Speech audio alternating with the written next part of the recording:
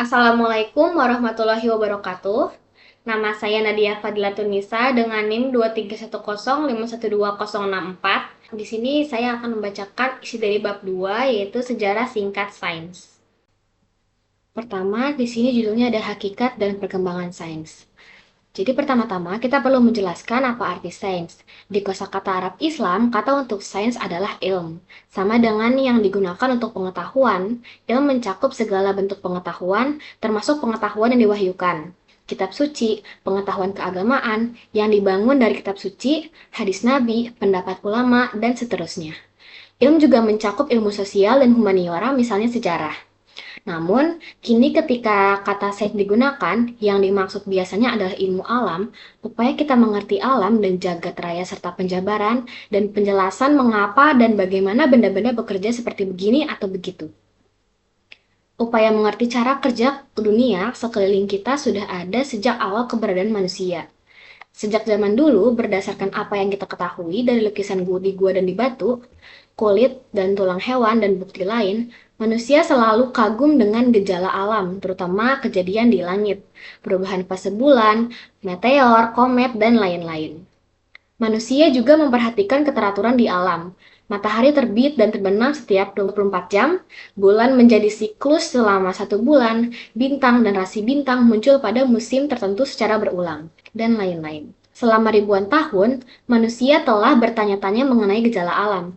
Jadi bolehlah dikatakan bahwa ilmu alam sudah ada sejak awal keberadaan manusia. Bersama kemajuan pemikiran manusia, kita jadi mengerti bahwa penjelasan atas segala alam mesti diatur oleh sejumlah kaidah dan tata cara. Orang tak bisa sekadar menyatakan suatu penjelasan, tak peduli betapapun berilmu atau berwenang dia. Harus ada bukti dan alasan untuk penjelasan itu. Memang dalam pemahaman terkini mengenai cara sains bergerak maju, orang mesti mengajukan cara untuk menguji dan memastikan pernyataan cara agar orang lain bisa mengecek kebenaran pernyataan itu.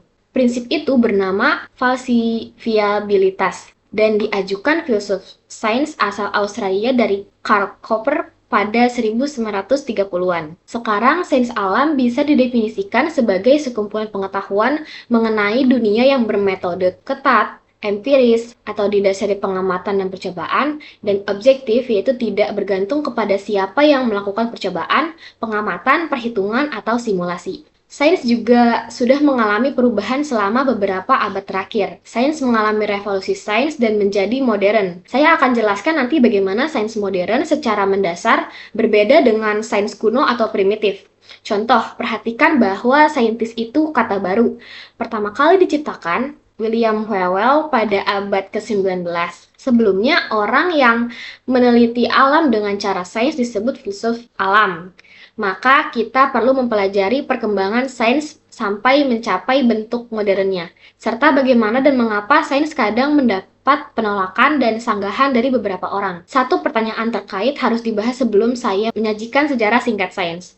Apakah sains mengalami kemajuan terus-menerus, berangsur-angsur, atau apakah sains melompat-lompat melalui penemuan-penemuan besar yang mengubah kumpulan pengetahuan yang ada? Sejak lama, bahkan sampai pertengahan abad ke-20, sains dipandang mengalami kemajuan perlahan, selangkah demi selangkah, selapis demi selapis. Namun Thomas Kuhn, ahli sejarah dan filsafat sains abad ke-20, mengguncang keadaan ketika dalam bukunya The Structure of Scientific Revolutions, dia mengajukan pandangan bahwa sains mengalami periode sains normal ketika ada paradigma dominan yang dipakai semua orang untuk bekerja. Tapi kemudian kemunculan dan penumpukan keanehan kadang memaksa perombakan serius paradigma dominan di satu bidang, sehingga terjadi revolusi. Paradigma baru menggantikan paradigma lama.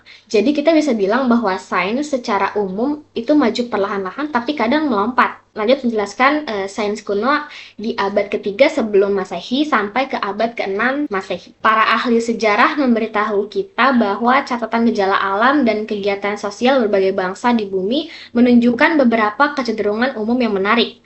Pertama, pengetahuan geometri mendasar dan canggih tampak cepat muncul. Teorema Pitagoras, yaitu kuadrat sisi miring segitiga siku-siku sama dengan hasil penjumlahan kuadrat panjang dua sisi lainnya, itu diketahui dan digunakan sejumlah budaya dan peradaban, dari Asia dan Timur Tengah sampai Eropa. Kedua, astronomi. Karena alasan jelas adalah sains betulan pertama yang muncul di semua tempat, dari Tiongkok sampai Amerika, langit memang menampilkan keteraturan tatanan, keindahan, dan kemegahan setiap siang dan malamnya, mengundang suatu bentuk pemahaman, penjelasan, atau penafsiran. Ketiga, sains secara umum dan astronomi secara khusus hampir selalu berkaitan dengan agama. Manusia selalu percaya bahwa gejala alam dan jagat adalah tanda-tanda bagi kita dari atas, dan bahwa kita mesti menghubungkan penjabaran sains atas gejala apapun dengan maknanya. Hubungan akrab antara sains dan agama sebenarnya berguna karena gejala alam atau jagat berkaitan dengan ritual agama, yang kemudian diatur dan pada gilirannya mendorong pertumbuhan astronomi atau astrologi yang membutuhkan matematika yang makin lama makin canggih. Peradaban Mesir pada zaman Firaun membuat kemajuan besar dalam matematika, astronomi, dan kedokteran. Geometri awalnya diperlukan untuk mengukur tanah, terutama karena banjir Sungai Nil sering menghapus batas antar tanah milik orang. Geometri ini makin penting dalam proyek-proyek pembangunan besar selama berabad-abad, misalnya piramida dan kuil. Mesir juga dikenal menguasai alkimia dan pengobatan dengan ramuan dan teknik pembuatan mumi. Semuanya mendorong penelitian dan kemajuan beberapa aspek sains alam. Peradaban lain yang banyak menyumbang kemajuan sains adalah peradaban Sumeria atau Babilonia di Mesopotamia atau Irak. Sejak sekitar 3500 sebelum Masehi, bangsa Sumeria membuat catatan penting pengamatan astronomi di ribuan lempeng tanah liat. Pengetahuan dan penerapan teorema Pythagoras bisa ditemukan di catatan dari sekitar 1800 sebelum Masehi. Orang Babilonia juga ahli astronomi membuat kalender matahari atau Syamsiah dan bulan Komariah, serta tabel Daur untuk memperkirakan kemunculan bulan, planet, dan gerhana. Di Yunani, sains muncul bercampur filsafat. Sejak sekitar abad ke-6 atau ke-7 sebelum Masehi, Thales sering disebut sebagai bapak sains. Dia mencoba memberi penjelasan sains yang menyeluruh untuk semua gejala alam yang diamati. Dia percaya segala hal dapat dihubungkan ke air dalam 3 wujud: cair, padat, dan gas. Contohnya, gempa disebabkan goncangan air di tempat daratan mengambang. Thales juga percaya bahwa gejala alam mewakili kehendak ilahi yang mengarahkan segalanya ke tujuan tertentu. Sesudahnya, filsuf saintis Yunani berdasarkan pandangan dan teori, mereka mengenai alam sebagai dua kaidah penting, yaitu alam semesta itu teratur, dalam kategori ini itu kosmos, alam semesta berarti teratur. Yang kedua, dunia bisa dimengerti dengan cara rasional, makanya filsafat ini berkembang. Gagasan penting lain muncul di filsafat Yunani, teleologi, yaitu bahwa benda-benda bergerak menuju suatu tujuan karena kecenderungan sifat mereka yang ditetapkan ilahi. Kita akan lihat bahwa sains modern menolak teleologi serta hanya mempertahankan kaidah keteraturan dan cara penemuan rasional. Satu konsep penting yang muncul di antara para filsuf dan ahli Yunani adalah atom. Dari kata atomos, berarti tak bisa dibagi, mewakili bagian terkecil unsur apapun. Pada abad ke-5 sebelum Masehi, Leucippus memperkenalkan gagasan tersebut. Gagasan atom kemudian diterima dan diperluas muridnya Democritus. Jadi kira-kira 460 sampai 370 sebelum Masehi. Selanjutnya ada argumen Yunani untuk menunjukkan bumi itu bulat. Pertama, kapal yang bergerak ke arah cakrawala cenderung lenyap dari pandangan secara mendadak, tidak pelan-pelan menyiratkan permukaan bumi melengkung. Kedua, para pelancong zaman dulu sudah memperhatikan bahwa ketika mereka bepergian ke selatan, ke Mesir, posisi bintang-bintang dan rasi bintang berubah banyak, dan malah bisa terlihat rasi-rasi bintang baru yang tak dapat dilihat di utara. Penjelasannya ini didukung geometri sederhana, adalah bahwa bumi mesti berbentuk bulat. Ketiga, Aristoteles mengamati bahwa bayangan bumi yang terlihat di bulan ketika gerhana bulan jelas menunjukkan bentuknya bulat. Keempat, Aristoteles berhujah bahwa menurut fisika, karena zat padat berat cenderung bergerak menuju pusat bumi, maka bumi mesti membentuk dirinya menjadi bola. Bola dianggap bentuk paling sempurna, jadi bumi mesti berbentuk bola. Oke, lanjut. Bangsa Yunani juga mengembangkan geometri dan astronomi, mengajukan argumen kuat yang menyatakan bumi itu bulat sejak abad 6 sebelum Masehi, dan menghasilkan model geosentris yang terkenal, yang tetap dominan selama hampir 2000 tahun, termasuk di peradaban Islam.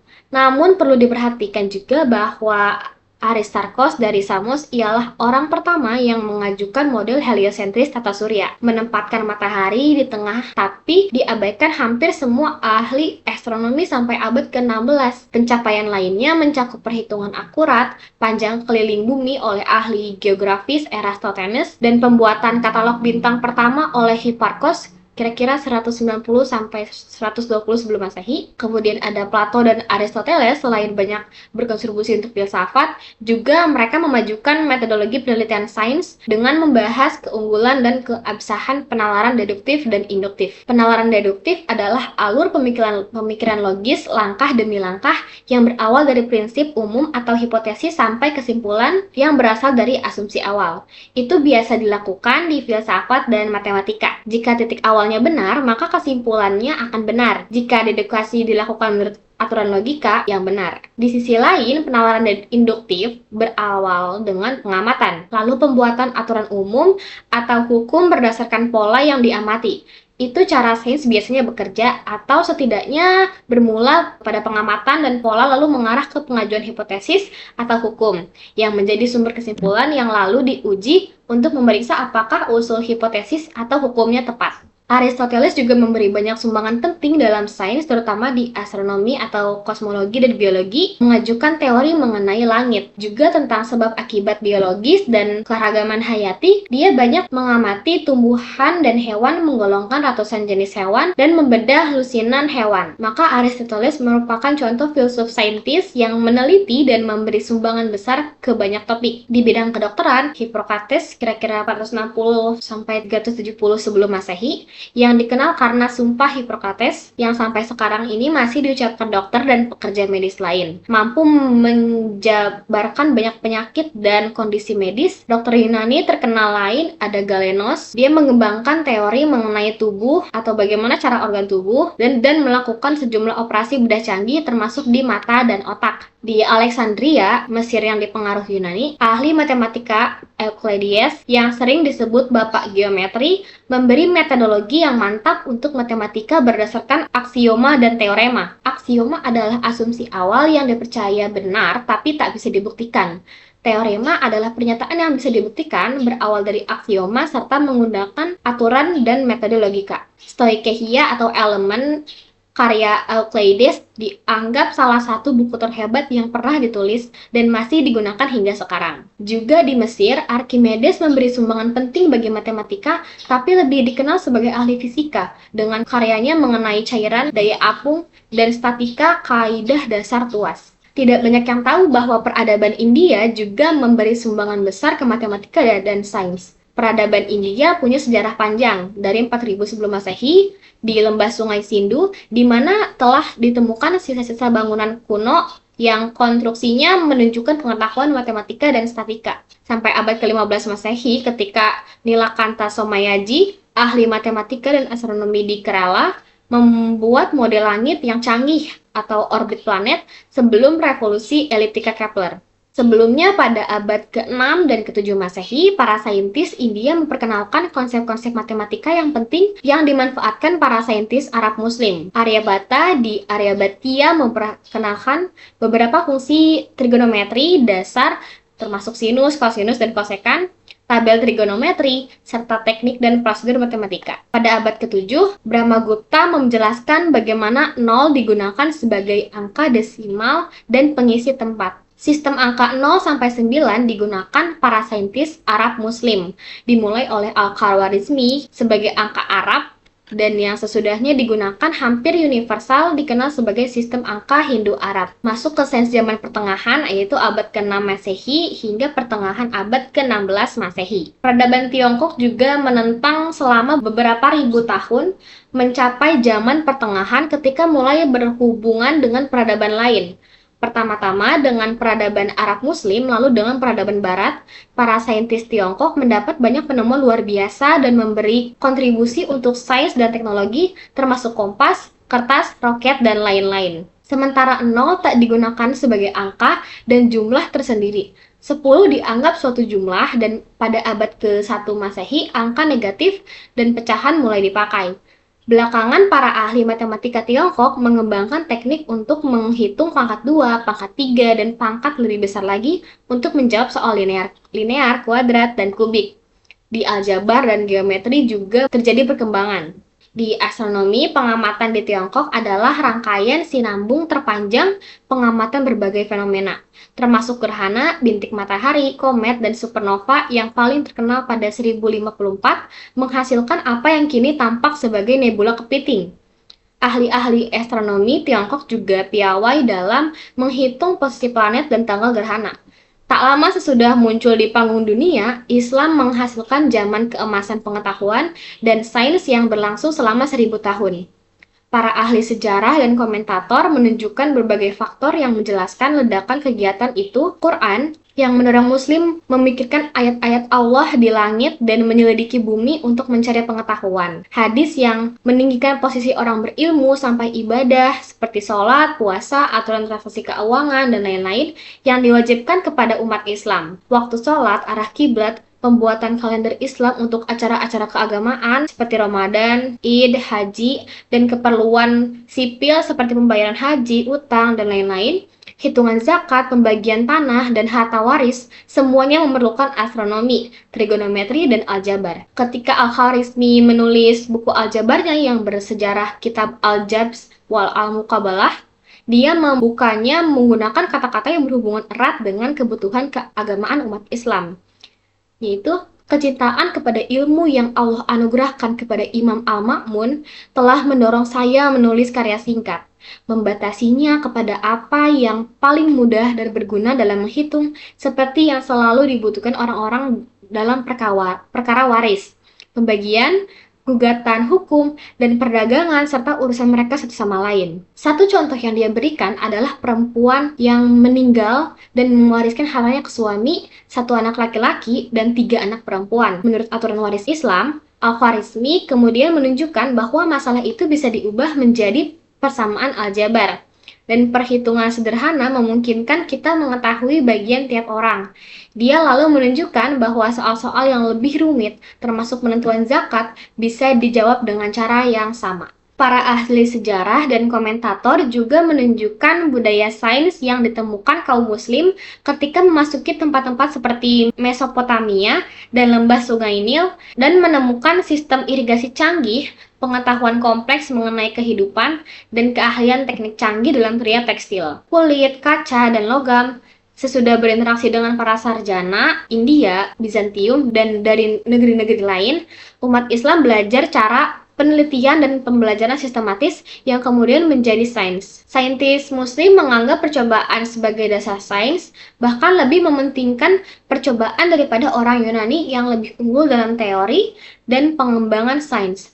Maka Ibnul Haytham, salah satu orang yang terhebat di antara ribuan saintis pada zaman keemasan peradaban Islam, diakui sebagai salah orang pembangun pertama metode sains yang sering dianggap ciptaan Francis Bacon yang hidup sekitar 500 tahun sesudahnya, yang mengutamakan pemeriksaan kebenaran hasil atau anggapan apapun lewat percobaan.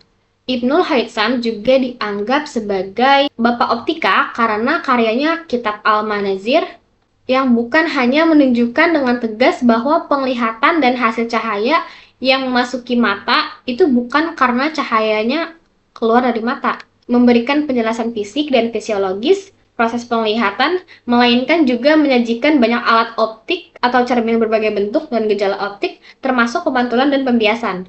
Barangkali bidang yang paling lama aktif dalam zaman keemasan sains Islam adalah astronomi. Itu sering sekali bercampur dengan astrologi. Peradaban Islam mendirikan observatorium yang mengagumkan selama 8 abad dan di banyak tempat dari Turki sampai India, termasuk di Maraghah, itu sekarang di Iran Barat, di mana satu observatorium yang berdiri hanya selama 30 tahun menghasilkan sekolah astronomi terbesar pada zaman itu. Dan Samarkand, di mana ada satu alat yang berada di tanah dengan jari-jari sepanjang 40 meter. Ahli-ahli astronomi terkenal di peradaban muslim pada masa itu mencakup ada Al-Batani, Al-Biruni, Ibu Yunus, Al-Marici, Abdurrahman Sufi, Az-Zarqali, Nasiruddin Tusi, Ibnu Syafir, Ali Kushi, Samsyuddin Kahfi, dan Taqiyuddin bin Ma'ruf. Bidang lain yang banyak mendapat sumbangan sains muslim adalah kedokteran, yang diubah menjadi sains eksperimental oleh orang-orang seperti Ibnu Sina yang serba bisa, dan pertama kali melakukan uji klinis. Orang hebat ini juga dianggap penemu sifat menular pada penyakit dan pengembangan awal farmakologi klinis. Kanun fil adhib atau Kanun Kedokteran karya Ibnu Sina menjadi buku pelajaran kedokteran standar di Eropa sampai abad ke-18. Kontributor penting lain dalam bidang kedokteran selama zaman keemasan Islam mencakup Razi yang menerapkan pengetahuan kimia dalam kedokteran, Abul Qasim Az-Zakwari atau Al-Buqasis terkenal karena alat-alat bedah yang dia gunakan dan jabarkan di karyanya, Kitab As-Sarif, ensiklopedia medis dengan 30 bagian yang juga menjabarkan cara-cara membuat obat melalui sublimasi dan penyulingan. Juga ada Ibnul Batyar, ahli tumbuhan, obat, dan kedokteran dari Andalusia dengan sumbangan terbesar berupa kitab Al-Jami, Ilmu Fradat, Al-Adwiyah wal Adkhaziyah, yaitu kitab obat dan makanan yang bukan hanya merujuk ke 150 penulis berbahasa Arab sebelumnya dan 20 penulis Yunani, melainkan juga mendaftar 1.400 tumbuhan, makanan, dan obat. Karya besar keduanya berjudul Kitab Al-Mughni fi Al-Adwiyah Al-Mufradah atau Kitab Obat Sederhana, ensiklopedia obat yang mencakup pengetahuan mengenai khasiat tumbuhan untuk mengobati berbagai penyakit di kepala, telinga, mata, dan lain-lain. Sains di dunia Islam mulai menurun sekitar abad ke-12. Prestasi sains di dunia Islam mencapai puncak pada abad ke-10 dan ke-11, lalu menurun menjadi sangat rendah sejak abad ke-16 dan sesudahnya. Toby Huff misalnya mengatakan permulaan penurunannya adalah sekitar akhir abad ke-13, awal ke abad 14. Sementara David Weinberg menyatakan bahwa pada abad ke-15 tinggal sedikit yang tersisa. Beberapa faktor menyebabkan penurunan itu sebagian dari luar, seperti perang salib dan rekonquista dan serbuan Mongol yang menghancurkan perpustakaan, observatorium, rumah sakit, dan sekolah, kebangkitan Eropa pada abad ke-15, dan penurunan ekonomi negara-negara Islam. Dan beberapa dari dalam kebangkitan teologi ortodoks sesudah Al-Ghazali, ketiadaan pelembagaan budaya sains, tidak adanya universitas atau lembaga pendidikan tinggi berstatus otonom, kesenjangan antara budaya elit dan awam, dan lain-lain. Menginjak abad ke-12, Eropa sudah mulai merevitalisasi budayanya dengan pembentukan universitas-universitas seperti Bologna, Paris, Oxford, dan lain-lain yang sangat berdampak dengan kurikulum liberal yang pelan-pelan dibangun, serta semangat meneliti dan mempertanyakan yang dibina untuk melengkapi pengetahuan manusia. Tak diragukan bahwa itu dibantu khazanah ilmu yang didapat melalui kontak dengan peradaban Muslim, terutama di Spanyol dan Sisilia, dan gerakan penerjemahan teks filsafat dan sains Yunani dan Islam dari bahasa Arab ke Latin. Perjalanan ke negeri-negeri jauh, terutama India dan Tiongkok, juga membawakan pengetahuan tambahan yang digunakan sebagai dasar perkembangan lebih lanjut.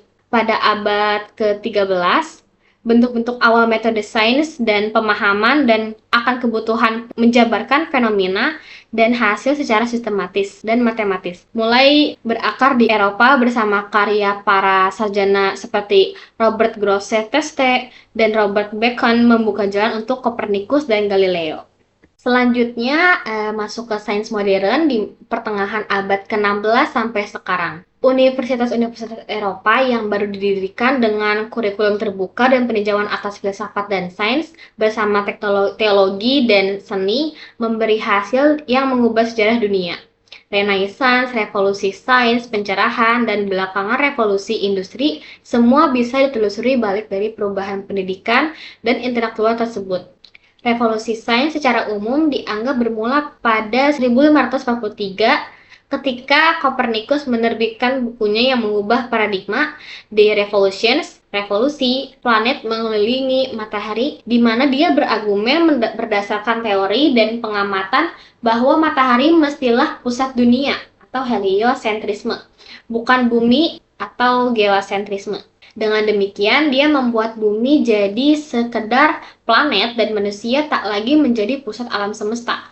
Yang dia sajikan sebagai pergeseran kecil, posisi bumi sebenarnya gempa besar sains, intelektual, bahkan teologis. Revolusi sains yang menghadirkan era astronomi modern dan kemudian sains modern secara keseluruhan mencakup sumbangan-sumbangan penting lain dari Kepler, Galileo, dan Newton yang dengan prinsipnya membuat fisika menjadi matematis dengan penggunaan kalkulus, menyatukan hukum langit dan hukum fisika bumi, dan mengubah hakikat sains dari pendekatan zaman pertengahan ke wawasan baru yang modern. Kepler menyingkirkan orbit planet berbentuk lingkaran dan menggantinya dengan elips. Galileo mengubah studi gerak atau kinematika menjadi sains matematis, presisi, dan yang lebih penting memperkenalkan teleskop untuk astronomi sehingga mengubah pandangan kita mengenai langit dan mendapatkan berbagai penemuan, misalnya bulan-bulan Jupiter, dan yang paling mencolok adalah fase-fase Venus, yang membenarkan gagasan heliosentris Copernicus. Akibatnya, Galileo ditekan oleh Vatikan karena alasan agama atau filsafat, dan dia akhirnya menjadi tahanan rumah seumur hidup. Walau itu tak menghalangi dia menulis beberapa bukunya yang paling berpengaruh. Hukum gerak planet Kepler belakangan memungkinkan Newton membangun hukum geraknya dan hukum gravitasi universal. Penemuan bahwa cara bumi menarik bulan sehingga bulan bergerak mengelilinginya, atau mengapa bumi mengelilingi matahari juga merupakan cara jatuhnya benda ini ke bumi. Kepler juga menciptakan teleskop baru, lebih hebat daripada yang dibuat Galileo berdasarkan desain asli dari Belanda. Ada banyak kontributor penting bagi zaman baru sains dan nalar, antara lain Tycho Brahe, Robert Hooke, Christian Huygens, Gottfried Leibniz, dan René Descartes sampai abad ke-18. Pada abad ke-17 terjadilah pelembagaan sains dengan pembentukan Akademi Sains, perkumpulan para ahli sains tingkat tertinggi yang menyediakan forum untuk membahas gagasan-gagasan baru. Yang pertama dan barangkali paling terkenal adalah Royal Society of London for Improving Natural Knowledge, lebih lazim dikenal sebagai Royal Society, yang didirikan tahun 1660.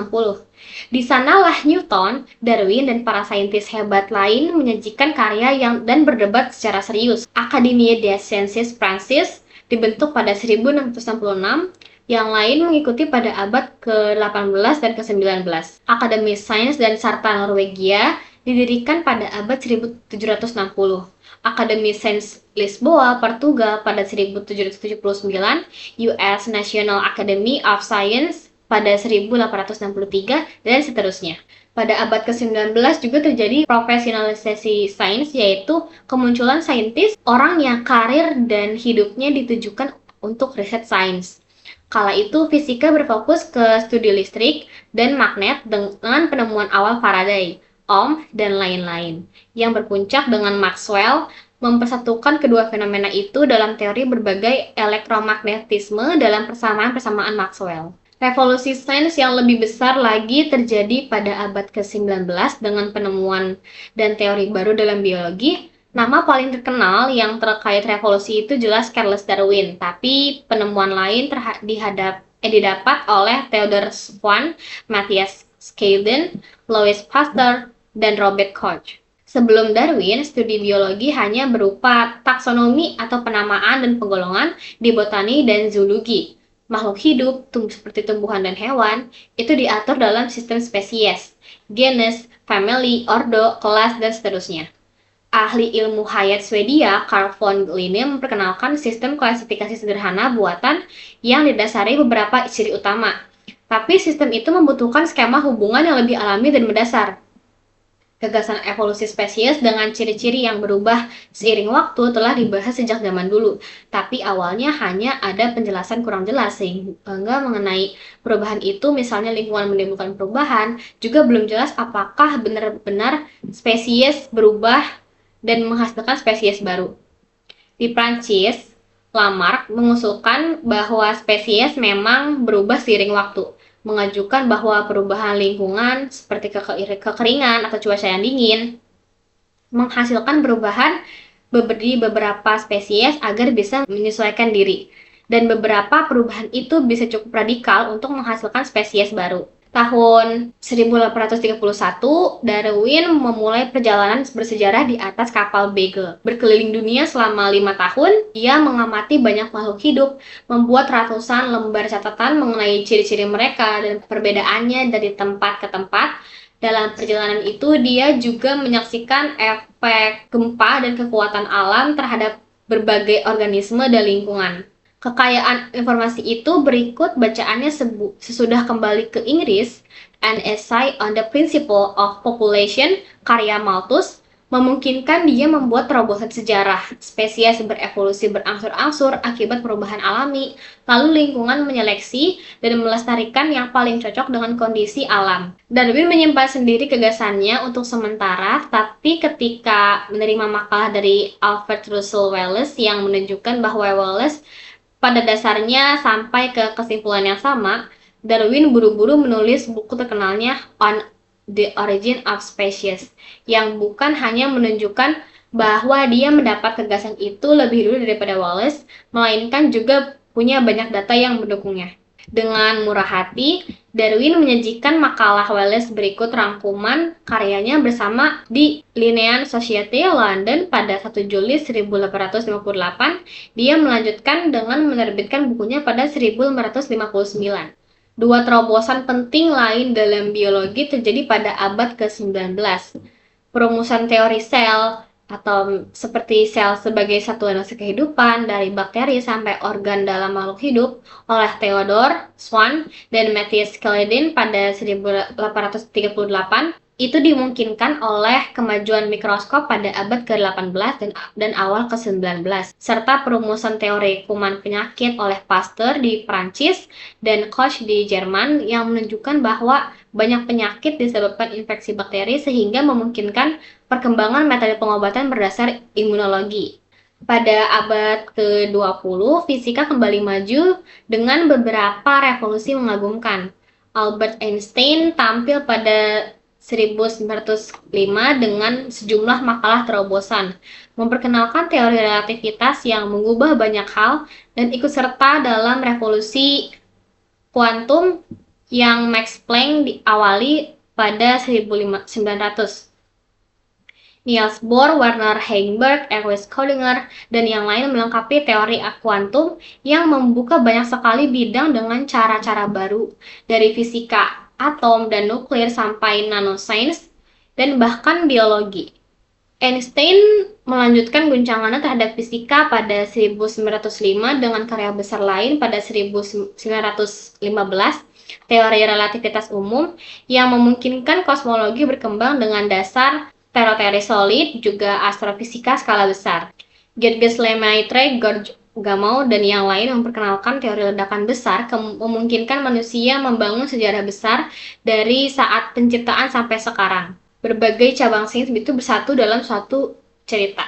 Antara lain fisika jarah dan radiasi selama ledakan besar, relativitas umum selama era perkembangan dan pembentukan galaksi, gravitasi fisika nuklir dan radiasi selama pembentukan bintang dan planet termasuk tata surya kita, proses termal dan geologis pada awal keberadaan bumi, kemunculan air, karbon dioksida, kehidupan, dan oksigen di tahap berikutnya di planet kita, biologi dalam tahap berikutnya dengan evolusi kehidupan dan makhluk hidup kompleks, evolusi tingkat lanjut dengan kemunculan hewan lalu manusia, dan terakhir era budaya, sains, dan teknologi ketika manusia mulai mengerti sejarah jagat dan hayat serta menjelajahi alam semesta. Abad ke-21 menjanjikan penjelajahan penemuan dan lompatan pengetahuan yang lebih besar. Ketika kita berupaya menemukan planet baru, mengerti ahwal sejarah alam semesta dengan lebih akurat dan rinci, serta menjelajahi skala terkecil dunia nano dan biologi seperti rekayasa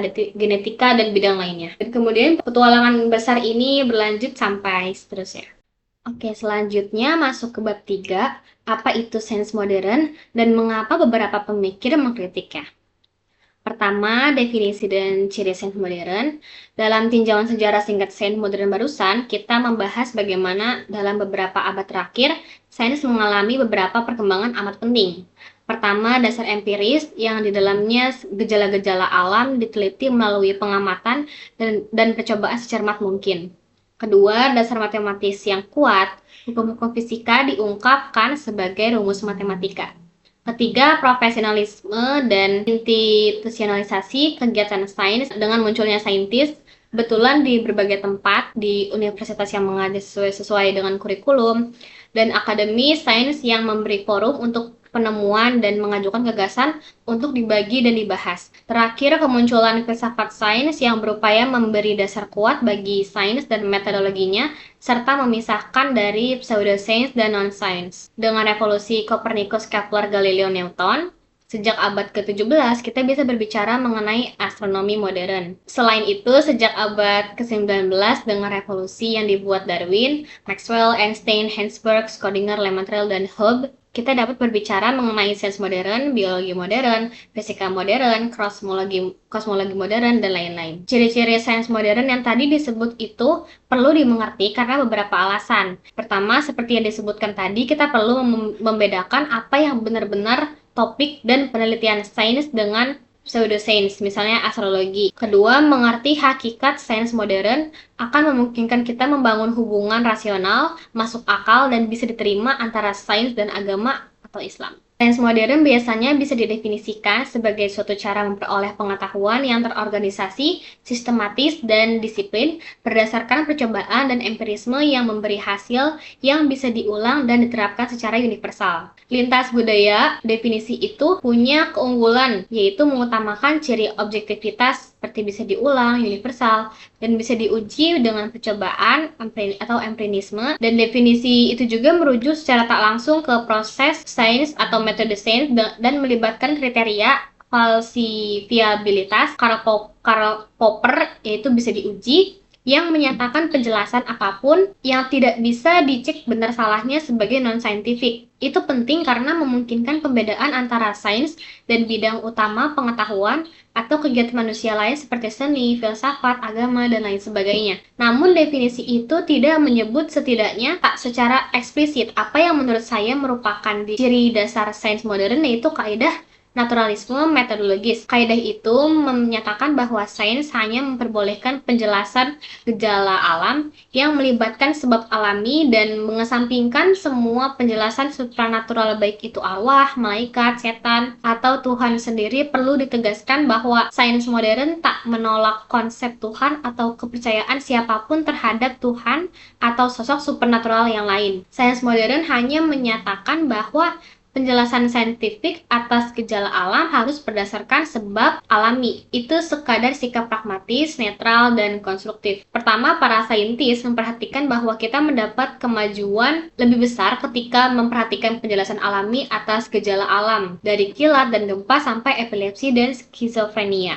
dibanding kalau menganggap gejala alam disebabkan Tuhan atau iblis. Kedua, dengan begitu beragamnya kebudayaan di dunia, hal-hal yang bisa kita semua sepakati terbatas di fakta-fakta alam yang kita semua amati dengan cara yang sama. Jika kita mengakui asumsi atau penjelasan non-sains lain, maka tiap orang bisa punya kepercayaan budaya sendiri dan penjelasan untuk gejala ini dan itu. Kerangka sains modern itu telah memberi tantangan bagi setidaknya beberapa konsep Islam mengenai dunia dan alam, karena orang Muslim sering mengklaim dan bersikeras bahwa Tuhan bertindak secara fisik dan langsung di dunia, dalam hal mukjizat maupun kejadian sehari-hari di skala besar, gempa, banjir, atau skala kecil individual pribadi, khususnya menanggapi doa. Namun perlu diingat juga bahwa permasalahan itu sudah diangkat dan diperdebatkan para ahli teologi Islam masa lalu. Dengan pembahasan penyebab sekunder, Tuhan dianggap sebagai penyebab pertama segala sesuatu, sehingga debat di antara para filsuf dan ulama Mu'tazilah dan Asy'ariyah adalah mengenai apakah gejala alam menuruti hukum dan penyebab sekunder, ataukah Tuhan harus dilibatkan setiap saat di tiap atom, sel, dan berkat cahaya. Para ilmuwan Muslim terkenal pada zaman keemasan, terutama Ibnul Haytham dan Al-Biruni, bersikeras bahwa gejala yang mau mereka jelaskan memiliki penjelasan alami. Kaum Mu'tazilah diwakili ulama besar Qadhi Abdul Jabbar bin Ahmad menganut pandangan bahwa Tuhan bekerja menurut hukum rasional. Namun kaum Asy'ariyah yang sampai sekarang menjadi aliran teologi dominan di dunia Islam, bersikeras bahwa Tuhan menguasai semua proses besar maupun kecil dan bertindak setiap saat. Muslim yang pandangannya lebih sejalan dengan pendekatan sains modern melihat ada pertentangan antara kepercayaan bahwa Tuhan memelihara dunia melalui hukum-hukum yang ditetapkan di alam, dan bahwa penyebab alami adalah penyebab yang secara tak langsung diizinkan Tuhan. Selanjutnya bahas metode sains. Kita sering menjabarkan metode sains dasar sebagai rangkaian prosedur sederhana. Pertama, pengamatan atas suatu gejala. Kedua, perumusan hipotesis untuk menjelaskannya. Ketiga, pembuatan prediksi berdasarkan hipotesis itu untuk mengujinya. Keempat, pengujian hipotesis dengan melakukan percobaan atau pengamatan.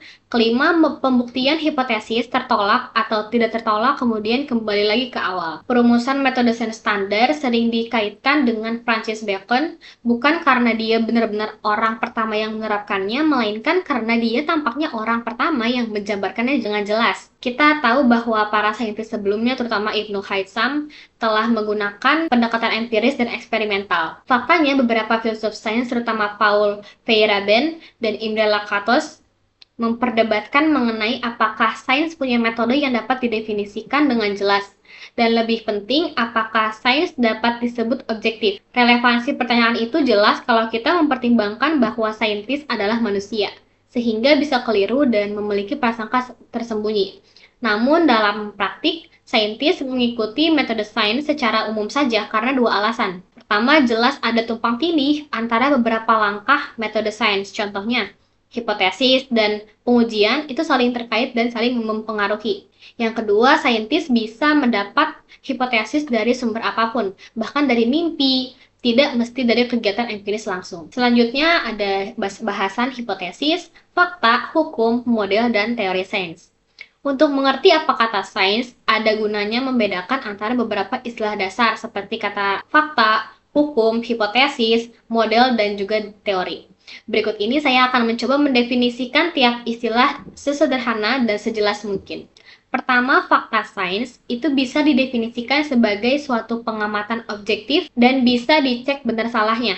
Objektif berarti tak tergantung pengamat. Siapapun yang melakukan pengamatan dalam kondisi sama akan mendapatkan hasil yang sama. Ada banyak contoh fakta sains sekarang. Dari yang paling dikenal, bumi itu bulat, berputarnya di sumbunya, berotasi, dan mengelilingi matahari. Tak peduli apa kata kaum bumi datar dan penolak sistem tata surya heliosentris lainnya, sampai yang masih saja diperdebatkan bumi berumur 4,5 miliar tahun dan ada bukti evolusi biologis yang bisa diamati di peninggalan geologis dan paleontologis bumi yang banyak mengatakan itu sudah berstatus fakta. Kedua, hukum sains merupakan perumusan atau seringkali matematis suatu hubungan sebab akibat antara besaran-besaran fisika yang telah ditemukan selalu berlaku. Contoh, hukum pertama Newton. Tanpa adanya gaya, suatu benda akan tetap diam atau bergerak teratur, tergantung pada keadaan geraknya sekarang. Yang ketiga ada hipotesis. Adalah dugaan yang dirumuskan saintis sebagai kemungkinan penjelasan suatu hasil pengamatan atau gejala. Contoh, langit berwarna biru karena memantulkan warna air di bumi. Itu bukan hanya hipotesis yang masuk akal, melainkan juga sah secara sains karena mengajukan penjelasan untuk suatu gejala yang diamati langit berwarna biru dan bisa diklasifikasi, yaitu bisa diuji benar salahnya dengan mengamati langit dari gurun atau tempat lain yang tak ada airnya. Bisa dilihat dari contoh itu bahwa hipotesis tak selalu benar, malah hipotesis-hipotesis keliru telah dirumuskan lebih sering daripada hipotesis yang tepat. Keempat, itu model. Model adalah versi sederhana suatu sistem fisik dan proses-prosesnya sebagaimana dibayangkan saintis yang cukup sederhana untuk dipelajari tetapi tidak selalu sederhana sehingga tidak lagi menggambarkan kenyataan. Contoh, atom aslinya digambarkan sebagai inti kecil berbentuk bola yang dikelilingi elektron yang mengorbit seperti planet. Tak lama kemudian disadari bahwa model planet seperti itu tak menggambarkan atom dengan tepat. Karena elektron dan semua muatan listrik yang mengalami percepatan akan mengalami radiasi juga sehingga cepat kehilangan energi dan jatuh ke inti. Model awan kuantum kemudian diajukan untuk menggantikan model planet. Kelima, ada teori sains dihasilkan ketika para saintis menyintesis sekumpulan bukti-bukti atau pengamatan atas gejala tertentu dengan hukum yang sudah didapati dengan benar dan hubungan matematis di antaranya. Kadang satu teori bisa diringkas dalam satu atau beberapa pernyataan atau kesamaan. Kadang teori juga berupa kumpulan hukum dan fakta hasil pengamatan yang lebih kompleks. Contohnya antara lain teori gravitasi Newton, dua teori relativitas Einstein, teori kuantum atom dan zarah, persamaan elektromagnetisme Maxwell, teori tektonika plat, teori evolusi, dan beberapa lainnya. Saya suka menggunakan analogi sederhana untuk menggambarkan konsep fakta, hukum, dan teori, yaitu rumah. Rumah ini dibangun dengan batu bata yang padat, ya kita anggap ini sebagai fakta, yang direkatkan oleh logika dan matematika. Tiang-tiangnya adalah hukum, yang menghubungkan fakta, keseluruhan bangunan rumah, dengan atap, jendela, pintu, balkon, dan bagian lainnya itu mewakili teori. Beberapa hukum sains yang paling penting biasanya diketahui oleh orang lain, itu ada hukum gravitasi universal oleh Newton. Jadi sekitar 350 tahun yang lalu, Isaac Newton mengajukan gagasan yang kala itu revolusioner, bahwa sembarang dua benda sebesar dan berjarak sejauh apapun keduanya di bumi maupun alam semesta, makanya disebut hukum universal, saling tarik dengan gaya gravitasi yang besarnya sesuai suatu rumus sesederhana yang dipelajari di sekolah.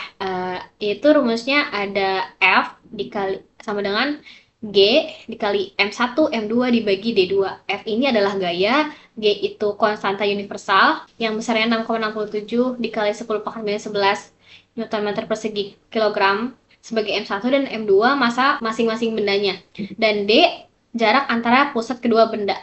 Gaya yang sama berlaku bagi dua benda, tanpa peduli sebesar atau sekecil apa keduanya. Rumus yang sama juga digunakan kini untuk menjabarkan sebagian besar orbit planet dan bulan, juga satelit yang kita tempatkan di sekeliling bumi. Rumus itu juga memungkinkan kita mengetahui massa benda, bintang, atau planet. Jika kita bisa mengukur parameter orbital, jarak, dan periode benda yang mengelilinginya. Newton juga memberi kita 3 hukum terkenal lain, yaitu hukum-hukum gerak Newton yang bersama hukum gravitasinya membentuk bagian penting fisika klasik, terutama mekanika. Seperti banyak hukum sains, hukum-hukum gerak, Newton indah karena sederhana. Yang pertama sudah saya sebutkan, yang kedua menghubungkan gaya yang diterapkan terhadap objek bermassa M dengan percepatan yang disebutkan gaya itu F sama dengan ma.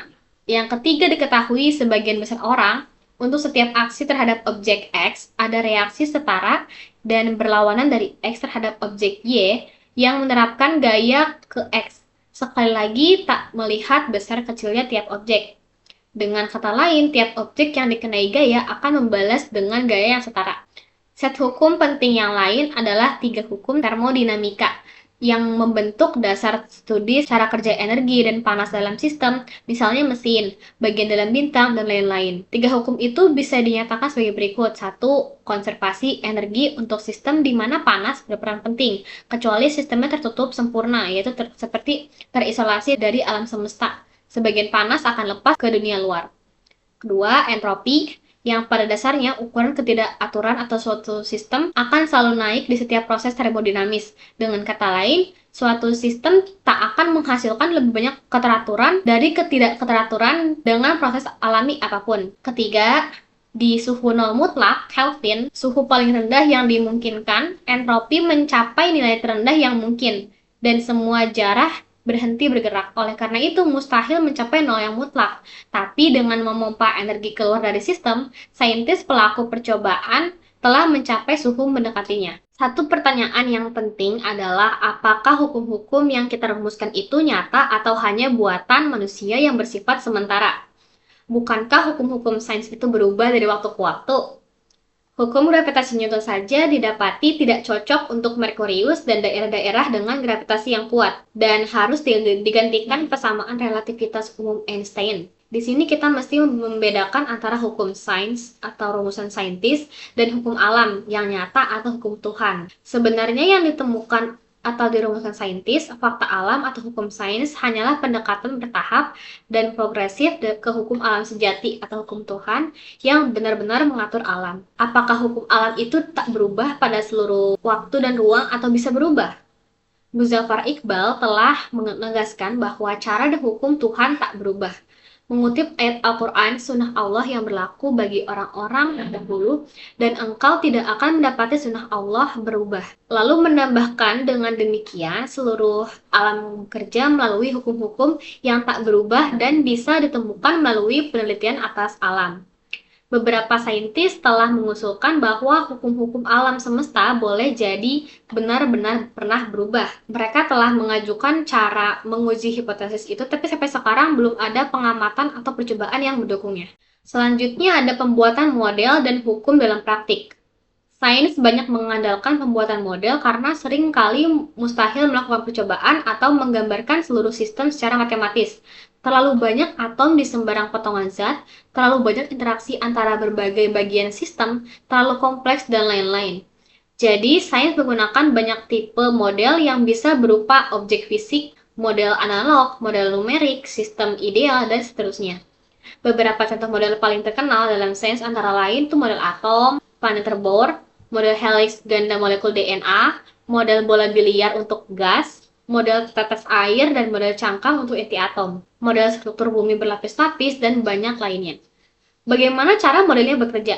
Pertama, model pada hakikatnya adalah versi sederhana sistem sesungguhnya, yang mempertahankan aspek mendasar dan mengesampingkan bagian-bagian tak penting. Penyederhanaan atau idealisasi masalah ini dipelopori oleh Galileo. Benda menjadi titik bermassa, permukaan menjadi bebas gesekan, dan lain-lain. Dan sesudahnya diformalkan, perhatian harus diberikan ke resiko penyederhanaan berlebihan atau penghapusan suatu aspek penting masalah. Pemahaman atas batas akurasi model juga diperlukan, tergantung sifatnya. Contoh model numerik bisa menjadi lebih atau kurang akurat tergantung seberapa linear atau non-linear chaotic sistemnya.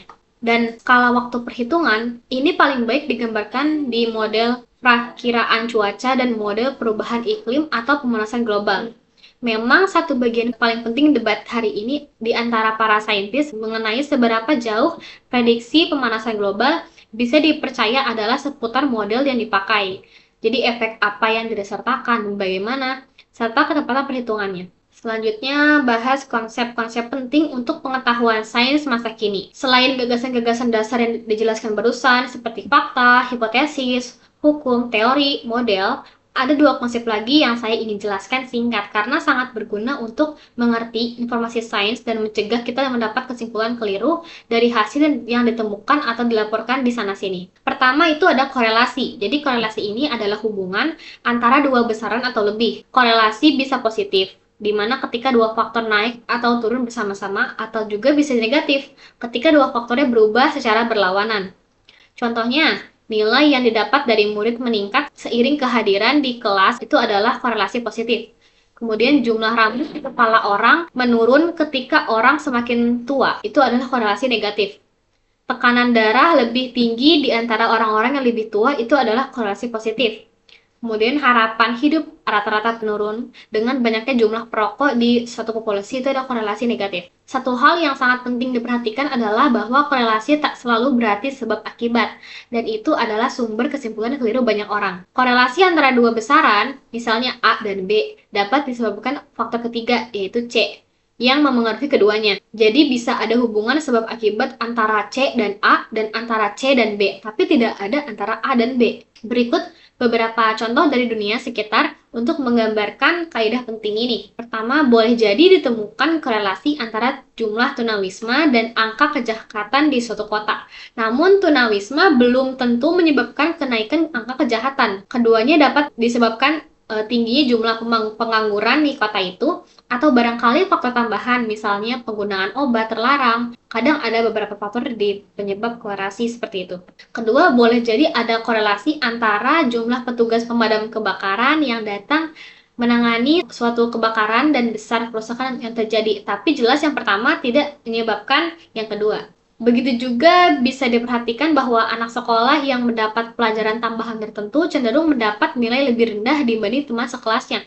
Tak perlulah dianggap pelajaran tambahan menyebabkan nilai turun. Ada sejumlah contoh korelasi yang terjadi pada musim panas. Contoh, jika kita mengamati jumlah kasus orang tenggelam dan pembelian es krim, kenaikan dan penurunan keduanya bisa terjadi pada waktu yang sama. Tapi jelas keduanya disebabkan musim panas, sehingga banyak orang berenang dan membeli es krim.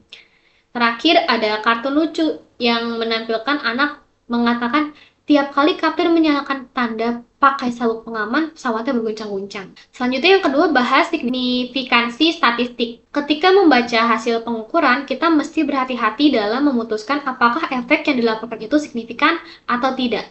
Kita harus selalu ingat bahwa pengukuran bisa keliru, seperti kekeliruan alat, bisa kekeliruan manusia, atau naik turun secara normal. Juga disebut ketidakpastian, dan tiap pengukuran harus dibaca. Berikut kemungkinan penyimpangnya ketika dibandingkan dengan nilai lain. Contoh, jika suatu pengukuran baru menunjukkan nilai A 4,7, sementara pengukuran sebelumnya mendapat 5,2. Kita jangan langsung menyatakan ada perbedaan signifikan, sekitar 10% ke atas lah ya. Karena bisa saja ada ketidakkonsistenan di kedua hasil yang bergantung pada kesalahan atau ketidakpastian di dua nilai. Jika keduanya punya nilai ketidakpastian 0,3, maka keduanya masih konsisten. Karena 4,7 ditambah 0,3 itu masih masuk ke dalam kisaran nilai satunya, yaitu 5,2 kurang 0,3 sampai 5,2 tambah 0,3. Jika nilai kesalahannya hanya 0,2, maka perbedaan antara kedua hasil pengukuran itu memang signifikan, dan kita bisa menyatakan ada ketidakkonsistenan atau perubahan signifikan nilai besaran itu sampai batas tertentu. Saya bilang sampai batas tertentu karena sudah begitupun ilmu statistik memberitahu kita bahwa ada peluang sekitar 5% bahwa walau nilai kedua pengukurannya seperti yang tadi 4,7 kurang 0,2 sampai 4,7 tambah 0,2 dan 5,3 kurang 0,2 sampai 5,3 tambah 0,2 itu tak saling tumpang tindih. Keduanya memang tumpang tindih jika ketidakpastiannya 2 kali lipat. Perhatikan bahwa peluang itu terjadi adalah 5%. Tidak kecil sama sekali, kita bisa melihat dari gambar itu bahwa pengukuran dan hasil yang tampak memberikan kesimpulan tertentu mesti diperiksa menggunakan statistik untuk memastikan signifikansinya. Selanjutnya masuk ke kritik modern terhadap sains. Sains ini selalu dikritik karena alasan objektif atau metodologi maupun lainnya ideologi. Baru-baru ini muncul kritik baru termasuk dari agama yang fundamentalis dari kritik pasca modern. Keduanya menyatakan bahwa sains seperti banyak upaya manusia lain adalah konstruksi yang tak kurang subjektif atau ideologis dibanding bidang lain.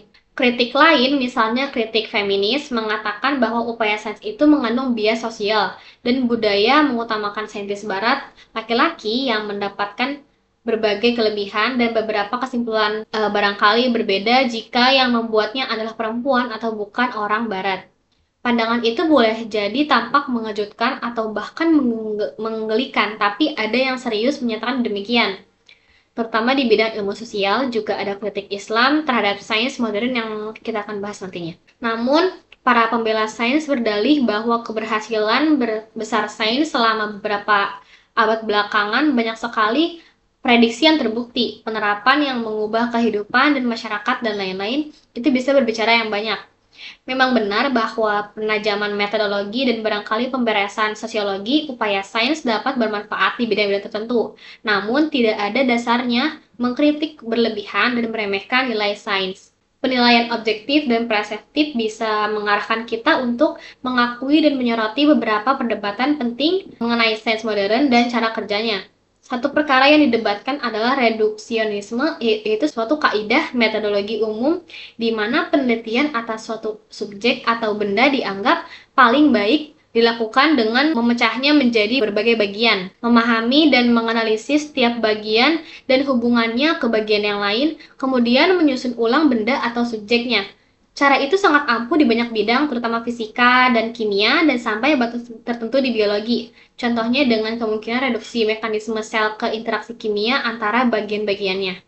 Namun, proses reduksionis menjadi makin kurang jelas apabila kompleksitas makin tinggi. Walau para reduksionis rakus ingin terus menerapkan kaidah itu, psikologi disajikan sebagai setidaknya pada prinsipnya, hasil biologi, kesadaran hanya perwujudan kompleks proses di otak, dan seterusnya. Sikap serba hanya itu sering dipandang sebagai penerapan agenda ideologis materialis.